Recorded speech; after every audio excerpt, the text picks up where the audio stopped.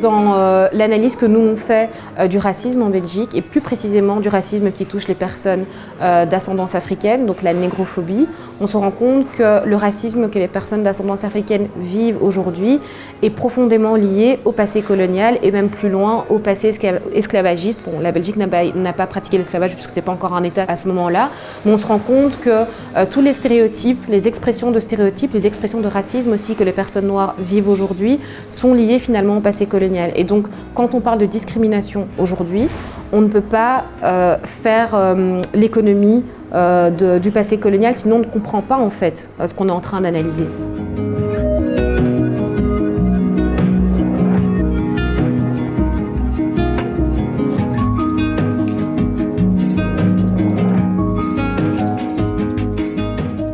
Alors, je m'appelle Geneviève Kaninda, je suis coordinatrice du collectif Mémoire coloniale et lutte contre les discriminations. On est un collectif citoyen, panafricain et décolonial qui existe depuis 2012. On est basé à Bruxelles et on rassemble des membres qui sont militants de Flandre, de Wallonie et de Bruxelles. Quand il y a eu la mort de George Floyd, donc les violences policières, finalement les violences qui touchent les personnes noires, leur corps, etc., il a semblé en fait tout simplement plus qu'important et même indispensable de revenir d'abord sur le passé colonial, de voir ce qui s'est passé d'abord historiquement, politiquement, économiquement parlant aussi, et puis ensuite d'arriver au finalement quelles conséquences ça a eu pour le pays, d'abord pour le Congo en tant que tel, mais ici maintenant les conséquences actuelles pour les personnes qui vivent ici en Belgique et qui sont d'ascendance africaine. La commission spéciale passé colonial, qui est une commission fédérale, a été mise en place juste après les manifestations Black Lives Matter, donc c'était en juin 2020 à peu près. Cette commission a commencé à travailler, on va dire, aux alentours de juillet-août au niveau de la mise en place. Les experts ont été désignés, il y avait un collège expert qui a été désigné pour rédiger un rapport préliminaire qui devait accompagner le travail des membres de la commission. Quelque part, cette commission, c'est quand même un pas en avant, dans le sens où, jusqu'il y a encore quelques années, on ne parlait pas du passé colonial belge, c'était un tabou en fait. Donc cette commission, c'est un peu le signe que finalement maintenant, dans les plus hautes instances du pays, finalement, on décide de revenir sur ce passé colonial. Maintenant, l'inquiétude, c'est comment en fait on va en parler, comment est-ce que ce travail va être encadré aussi, et surtout, qu'est-ce qui va ressortir de cette commission.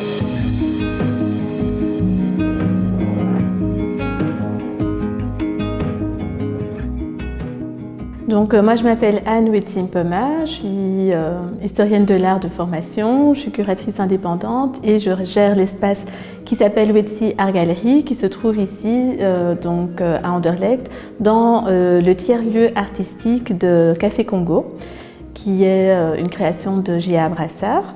L'idée de la galerie ici, c'est vraiment de montrer à différents publics, de promouvoir et puis aussi de mettre en vente des œuvres d'artistes afrodescendants. Depuis que j'ai commencé en 2019, je me suis rendu compte de la nécessité de travailler aussi avec des artistes femmes. Et donc j'aime bien montrer cette œuvre-là qui est une œuvre de Odette Messager. J'ai participé en tant qu'historienne de l'art et activiste à la commission, en tant qu'experte dans la commission sur le passé colonial en Belgique. Sur la question vraiment des réparations de la Belgique envers ses anciennes colonies, moi je me situe vraiment déjà aussi comme une Belge d'origine congolaise. Et donc je ne vais pas parler pour le Rwanda ou pour le Burundi. Moi je me dis déjà en tant que Belge, je trouverais normal en fait de présenter des excuses par rapport à un passé douloureux, violent, brutal, et dont on profite encore aujourd'hui. Moi, aujourd'hui, en tant que Belge, je profite du colonialisme, même si j'en suis aussi la victime actuelle, contemporaine. Encore aujourd'hui, la Belgique tire profit à travers toutes les sociétés qui sont là-bas, qui utilisent des ressources minières, qui continuent à payer l'impôt ici. La première chose, ce serait vraiment de pouvoir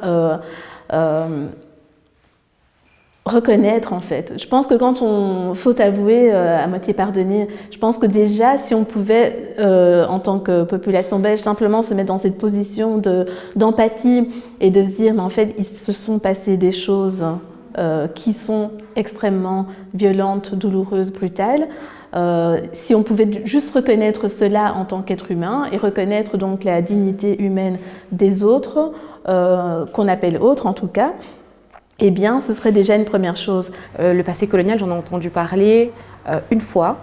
J'avais 17 ans. C'était donc un cours d'histoire. On a fait peut-être 2 heures et c'était rapidos, quoi. Donc la Belgique a colonisé le Congo est devenu indépendant. Le Premier ministre s'appelait Patrice Lumumba. Point, fini.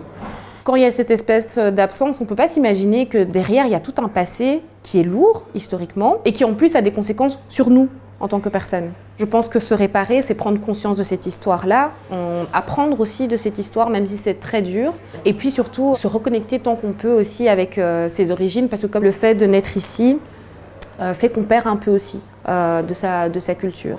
Et donc essayer de rester connecté à sa culture, peu importe le biais, ça peut être la musique, ça peut être l'art, ça peut être plein de choses, c'est un moyen de se réparer aussi en fait.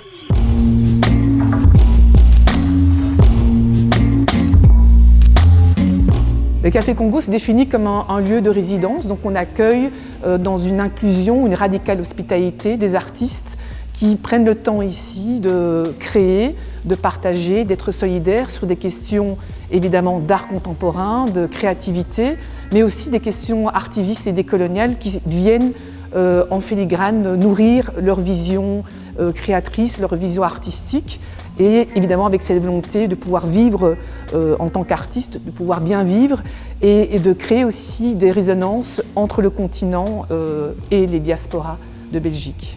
Pour moi, les lieux refuges, c'est très important parce que le refuge, ça veut dire liberté, ça veut dire soin, ça veut dire pouvoir être dans une poche de résistance en marge de la centralité. Est-ce que je me suis sentie à ma place dans le milieu de la culture? Ben non, cette place, je l'ai créée finalement. Et je l'ai créée et on l'a créée collectivement à travers l'associatif, à travers le militantisme, vraiment. Ici, j'ai un espace de liberté. Ici, j'ai le choix. Les institutions viennent en disant « voilà, on a envie de collaborer avec vous ». Ils proposent un certain type de conditions et on commence à négocier. Et c'est à ce moment-là aussi que la décolonisation se fait parce qu'on a un espace de liberté, on a un espace où on peut… y a une relation de pouvoir qui s'installe, mais qui est négociable dans cette collaboration.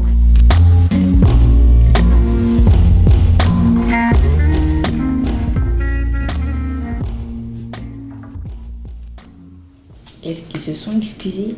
Parce qu'il y avait une partie où on parlait du roi et le roi il a exprimé ses regrets. Mais est-ce que c'est des excuses? Non. Non.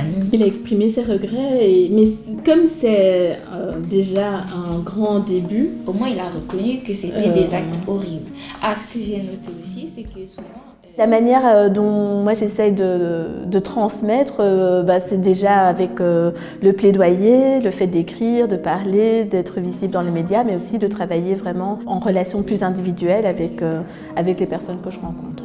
Il n'y a pas de souci. Là, c'est des phrases que j'ai reprises de certains entretiens que vous avez fait. Elle a vécu des choses que moi, peut-être, j'ai pas encore vécues, mais que je risque de vivre ou que j'ai déjà vécu. Donc, elle essaye de m'aiguiller, elle essaye de m'expliquer plein de choses. C'est vraiment ce système de transmission, quoi. Il y a une ouverture comme ça entre femmes et entre femmes noires, du coup, qui me plaît vraiment. Et je pense que je me serais jamais sentie aussi à l'aise dans un autre endroit que quand je fais mon stage avec Anne.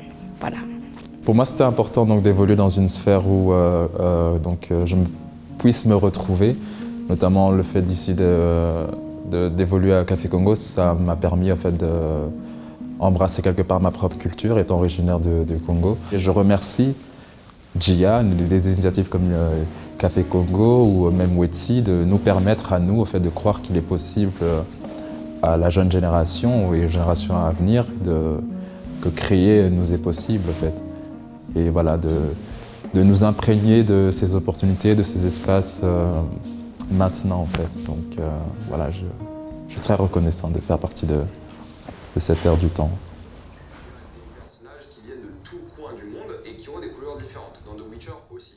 D'un point de vue très concret, je pense qu'il n'y a pas seulement le territoire qui a été colonisé, c'est aussi la mentalité, c'est aussi les esprits, et ça s'est fait par la culture. Tous les stéréotypes qui sont attachés aux personnes noires, eh bien, ça passe par la culture. Je pense que le développement d'un centre culturel décolonial ou des communautés noires pourraient se retrouver pour pouvoir mettre en place des mécanismes de transmission, de connaissances, et puis après, effectivement, développer toutes sortes de thérapies, organiser des expositions, organiser des concerts, se retrouver, créer du lien. Eh bien, évidemment que tout cela ferait partie d'une forme de réparation qui me paraît tellement logique et nécessaire. Revaloriser la culture africaine, donner de la place aux artistes et décoloniser, en tout cas tenter de décoloniser les mentalités à travers la culture, finalement c'est exactement ce qu'on fait ici, que ce soit à la Wetzer Gallery ou à travers Café Congo. On se réapproprie en fait l'image qu'on a de nous-mêmes, on se réapproprie le discours sur nous qui est un discours qui nous a été enlevé, qui nous a été vraiment enlevé. Et jusqu'à aujourd'hui, ce discours sur nous, c'est quelque chose pour lequel on doit se battre